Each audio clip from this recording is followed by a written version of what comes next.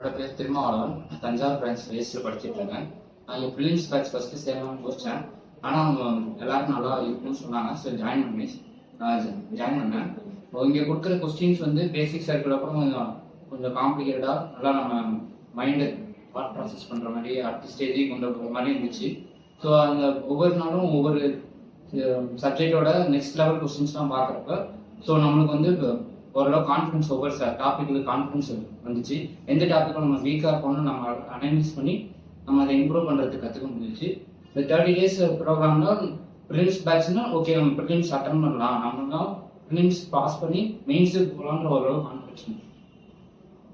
ஸ்டார்டிங்கில் இப்போ எத்தனை கொஸ்டின் அட்டன் பண்ணுறோன்ற வந்து ஒரு 50% அட்டன் பண்ணுறோம்னா அது ஒரு 10-20% இன்க்ரீஸ் ஆகி எக்ஸ்ட்ரா ஒரு 10-20 கொஸ்டின்ஸ் வந்து எக்ஸ்ட்ராவாக பேட்ச் எண்டில் வந்து நம்ம அட்டன் பண்ணுற அளவுக்கு உருவாகிருக்கு.